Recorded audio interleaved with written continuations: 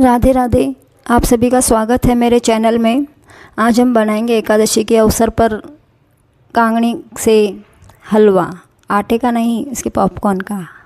तो देखिए, एक भारी तले की कढ़ाई लेनी है, उसे तेज़ गरम करना है और उसमें साबुत कांगणी डालनी है।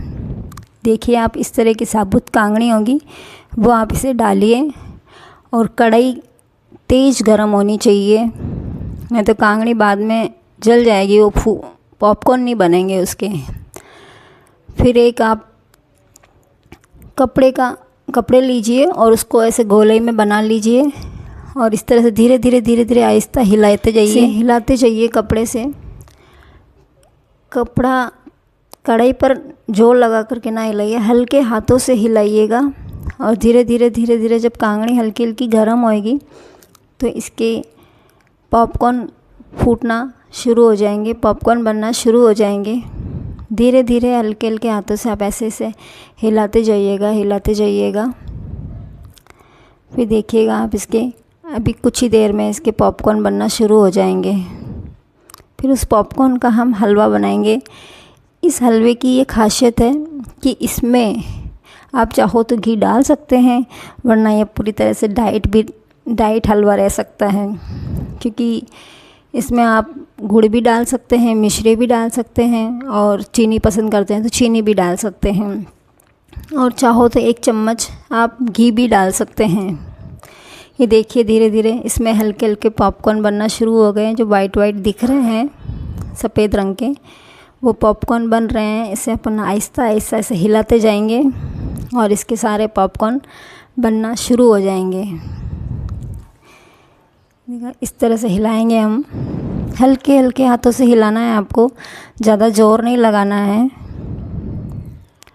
और कढ़ाई को पहले आप पूरी तरह से अच्छे से गरम कर लीजिए, उसके बाद ही पॉपकॉर्न बनाइए। देखो कैसे फूट के उछल के गिर रहे हैं। इस तरह से इसके सारे पॉपकॉर्न बन जाएंगे और ये हलवा वाकई में बहुत स्वादिष्ट लगता है। अगर आपने बनाया है कभी इसे तो प्लीज़ मुझे कमेंट में ज़रूर बताना, अगर इस तरह से बनाया है तो। कांगड़े के आटे का हलवा तो सभी ने खाया है, पर इस तरह से हलवा शायद ही किसी ने बनाया हो। ये देखो, इसके कांगड़ी के हलवे के पॉपकॉर्न, कांगड़ी के साबुत,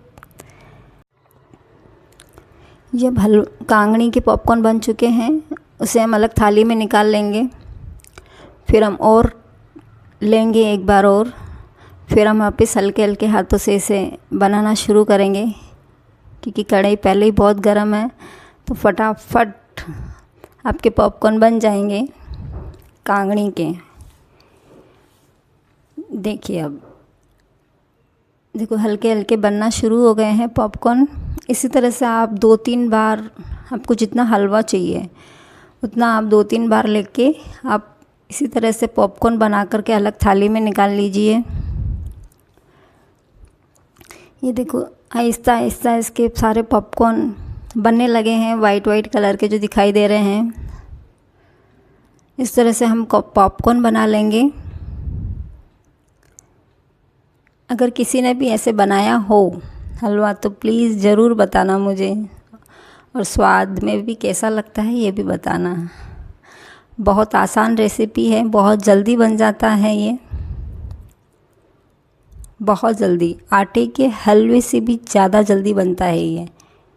देखो पॉपकॉर्न बन चुके हैं सारे। हम वापस इसी गरम कढ़ाई में हम घी डालेंगे 2-3 चम्मच, और इसमें हलवा बनाने से पहले हम इस घी में थोड़े से काजू बादाम फ्राई कर लेंगे, यानी रोस्ट कर लेंगे। थोड़े से सेक लेंगे काजू बादाम भोग के लिए।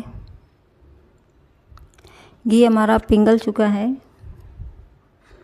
अब इसमें हम थोड़े काजू डाल करके सुनहरे भूरे रंग के हो जाए तब तक हम इसे हिलाते रहेंगे, और सुनहरे भूरे रंग के होने के बाद हम इसे निकाल लेंगे। हमारे काजू लगभग हल्के हल्के ब्राउन हो चुके हैं।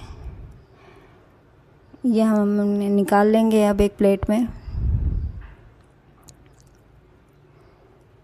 सारे काजू हम निकाल करके हल्के ब्राउन होने तक हमें करना है, रोस्ट हिलाते रहना है। फिर हल्के ब्राउन होने के बाद हमें निकाल करके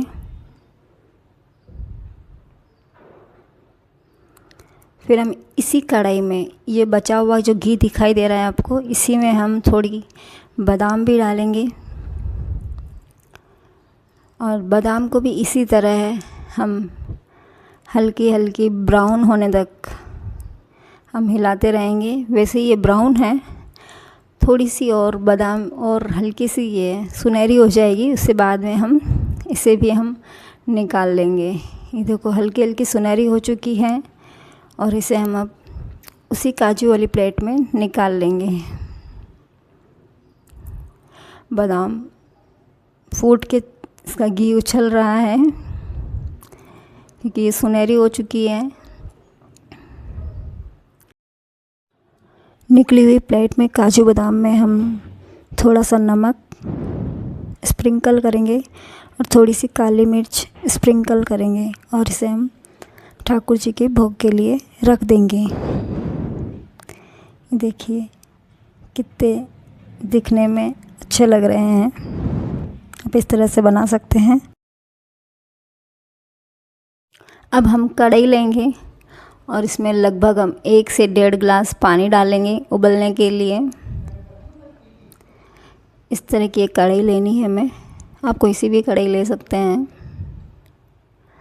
और इसमें हम 1.5 गिलास हमने पानी डाला है और इसे उबलने के लिए रखेंगे।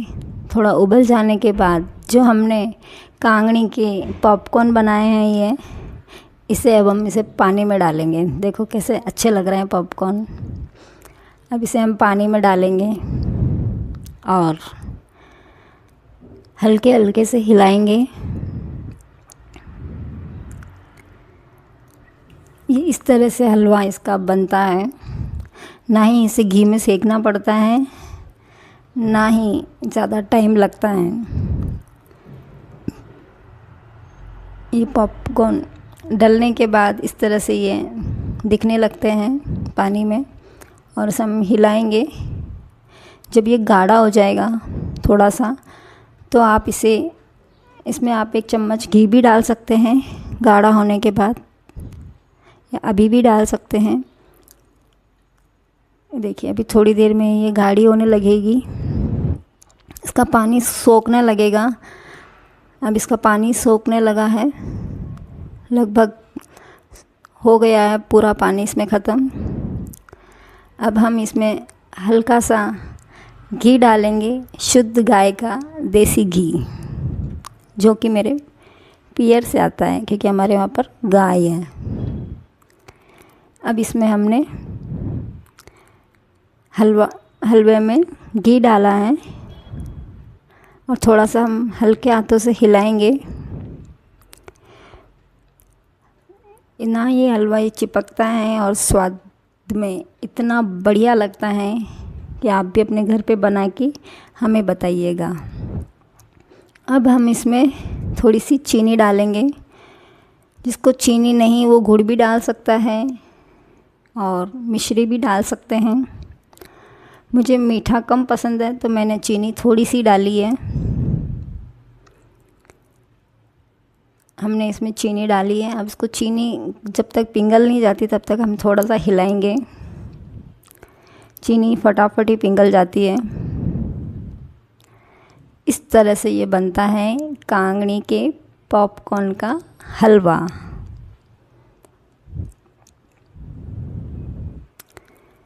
पॉपकॉर्न को हमारे राजस्थान में फुल्ली बोलते हैं, आपके यहाँ क्या बोलते हैं हमें बताना। ये देखिए इस तरह से इसका हलवा बन चुका है। ये हलवा रेडी। अब हम हलवे को एक प्लेट में निकालेंगे भोग के लिए। ये हमने भोग के लिए हलवा निकाला है और इसमें हम अब कतरी हुई बादाम यानी बादाम की कतरन से हम इसको थोड़ा गार्निश करेंगे और तुलसी पत्र छोड़ते हुए हम भगवान के भोग के लिए रखेंगे। अब हम बनाएंगे सांवे की खिचड़ी। थोड़ा सा हमने कुकर में घी डाला है और इसमें हम कुकर पहले गरम कर लीजिए थोड़ा सा, और इसमें घी डाल लीजिए। और ये हमने हरी मिर्च डाली है। ये हरी मिर्च बहुत तीखी होती है, इसीलिए मुझे कैंची का प्रयोग करना पड़ता है। और फिर इसमें हमने जीरा डाला है हल्का सा, और आप चाहें तो मूंगफली भी डाल सकते हैं। मूंगफली मुझे खिचड़ी में पसंद नहीं है, मुझे कच्ची मूंगफली पसंद है, इसलिए मैंने नहीं डाली है। आप चाहो तो मूंगफली भी डाल सकते हैं। फिर हम इसमें सांवा डालेंगे। सांवे को हल्का सा रोस्ट करेंगे, क्योंकि रोस्ट करा हुआ सांवा, थोड़ा भुना हुआ सांवा की खिचड़ी स्वादिष्ट बनती है और वो पूरी तरह से फूलता भी है, फूल के दुगना हो जाता है। इस तरह से थोड़ा रोस्ट कर लेंगे हम। और खटाई के लिए आप इसमें नींबू, टमाटर या नींबू के साथ कुछ भी डाल सकते हैं। मुझे टमाटर अच्छे नहीं लगते इसमें, क्योंकि उसकी जो झिल्ली निकल आती ना, बच्चों को भी पसंद नहीं है, इसलिए मैंने नहीं डाला। अब इसमें हम आलू काट के धो करके डाल लेंगे भुनने के बाद। अब इसमें हम थोड़ा व्रत वाला नमक, ऐसे हिलाने के बाद हम थोड़ा हिला लिया हमने आलू और सांवे को भी। अब इसमें हम थोड़ा सा नमक और हल्की सी, ये हमने नमक डाला है, ये सेंधा नमक है। फलाहार में सेंधा नमक का प्रयोग करते हैं, जो कि सबको पता है। ये काला नमक नहीं है ना। और ये हमने हल्की सी काली मिर्च डाली है। काली मिर्च का स्वाद अलग ही होता है और प्रयोग में भी लेनी चाहिए। काली मिर्च शरीर को ठंडा रखती है। ये हमने थोड़े से चिली फ्लेक्स डाले हैं। हम पिसी हुई लाल मिर्च नहीं डालेंगे, हरी मिर्ची और चिली फ्लेक्स और काली मिर्च से ये तीखा हो जाएगा, क्योंकि ठाकुर जी के भोग के लिए लगा है।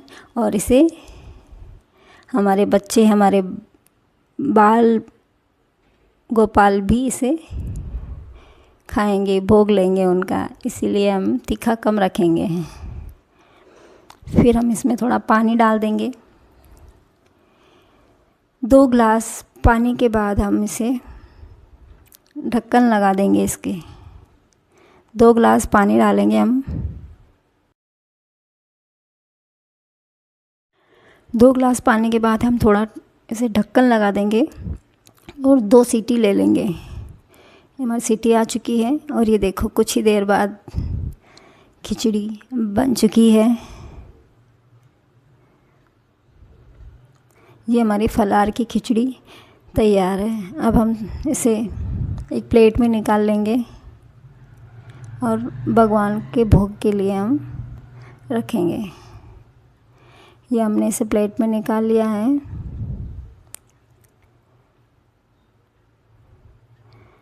स्पाइसी भी कम है, बच्चे भी ग्रहण कर सकते हैं और बड़े भी ग्रहण कर सकते हैं। हमने तुलसी पत्र छोड़ते हुए भगवान को भोग लगाएंगे।